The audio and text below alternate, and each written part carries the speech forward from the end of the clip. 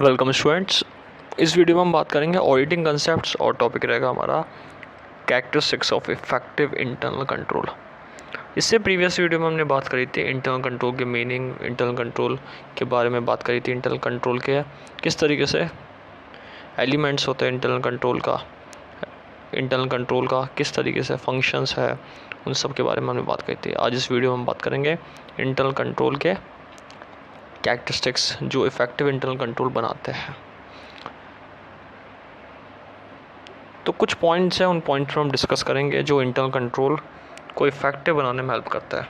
सबसे पहले इसमें अथॉरिटी का डेलीगेशन होता है। विदाउट डेलीगेशन अथॉरिटी इफेक्टिव नहीं रह पाती।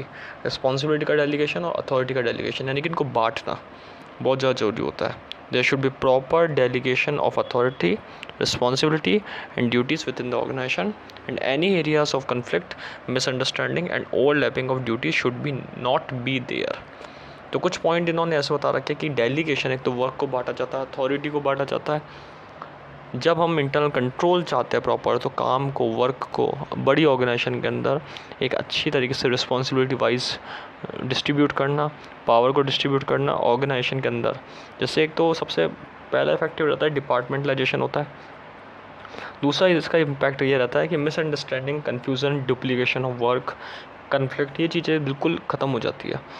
ये ऑर्गेनाइजेशन के अंदर जो ऑर्गेनाइजेशन की ग्रोथ को रोकने वाले वर्क है, ऐसे सारी चीज़ें ख़त्म हो जाती है। तो ये सबसे इम्पॉर्टेंट रहता है। देयर शुड बी प्रॉपर, ये चीज़ें प्रॉपर एक डेवलपमेंट करने में हेल्प करता है।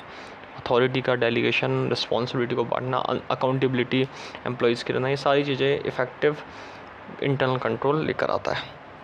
सेकेंड पॉइंट है appropriate monitoring system should exist for an analysis of performance and taking immediate corrective action.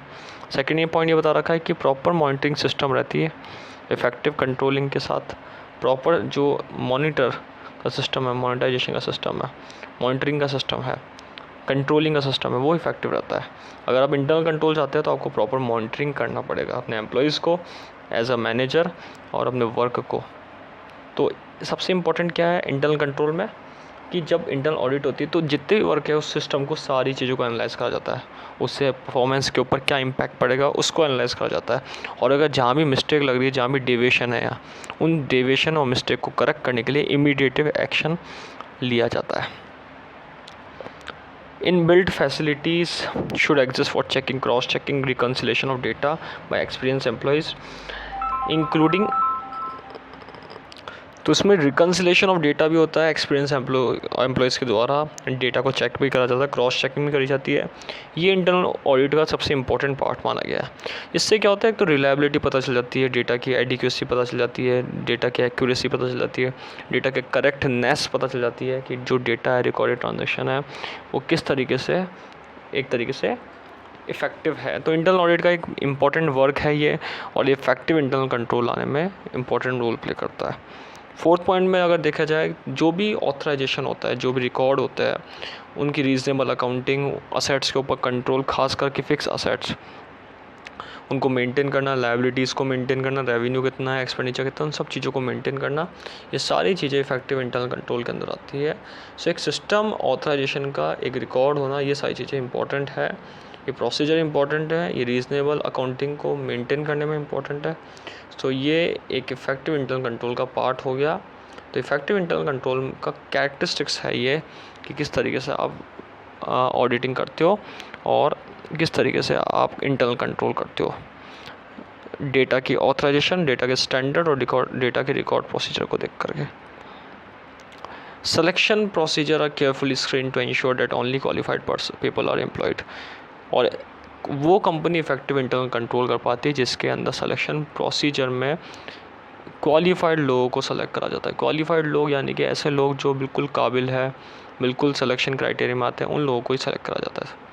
6 point देखा जाए, control should be continuous process. लगातार कंटिन्यूस प्रोसेस है, ये लगातार चलता रहता है। Control measure should not be static but dynamic. Static नहीं है बल्कि डायनामिक है, चेंजेबल है।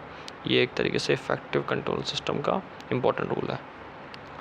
7 पॉइंट है, periodic evolution of the control system should be done to keep control in vital and effective. अगर देखा जाए तो पीरियडिक इवोल्यूशन होता रहता है हर टाइम पर, टाइम टू टाइम इवोल्यूशन होता है कंट्रोल सिस्टम का, और ये प्रॉपरली एक तरीके से इफ़ेक्टिव भी रहता है और वैलिड भी माना जाता है। तो कंट्रोल सिस्टम जब इफेक्टिव होता है तो उसमें सिलेक्शन प्रोसीजर हमने पढ़ा, कंटिन्यूस प्रोसेस है, पीरियडिक इवोल्यूशन होता है, और control should be flexible to changing situation need. ये फ्लेक्सिबल रहता है, नीड के हिसाब से चेंज होता रहता है, टाइम के हिसाब से चेंज होता रहता है। So that is the characteristics of effective control. Internal control के सारे कैरेक्टरिस्टिक्स की बात करी हमने जो इंटरनल कंट्रोल के बारे में बताते हैं। आगे आने वाली वीडियो में हम इंटरनल कंट्रोल के लिमिटेशंस, इंटरनल कंट्रोल के और कुछ टॉपिक को कवर करेंगे। इस वीडियो में हमने बात करी characteristics of effective internal control, जिसमें कुछ पॉइंट हमने पढ़े, डेलीगेशन ऑफ अथॉरिटी वाला पॉइंट पढ़ा हमने, मॉनिटरिंग सिस्टम वाला पॉइंट पढ़ा, री checking, cross checking, reconciliation of data हमने बात करी, ऑथराइजेशन के ऊपर बात करी, सिलेक्शन प्रोसीजर के ऊपर बात करी हमने, control should be major continuous process के ऊपर बात करी, टाइम टू टाइम इवोल्यूशन होता है, इसलिए कंट्रोल इफेक्टिव करने के लिए आपको पीरियडिक इवोल्यूशन होना चाहिए, और कंट्रोल शुड बी फ्लेक्सिबल, एक फ्लेक्सिबल फॉर्म में होना चाहिए कंट्रोलिंग। तो इस वीडियो हमने कैरेक्टरिस्टिक्स ऑफ इफेक्टिव कंट्रोल के बारे में, इंटरनल कंट्रोल के बारे में बात करा है। Thank you.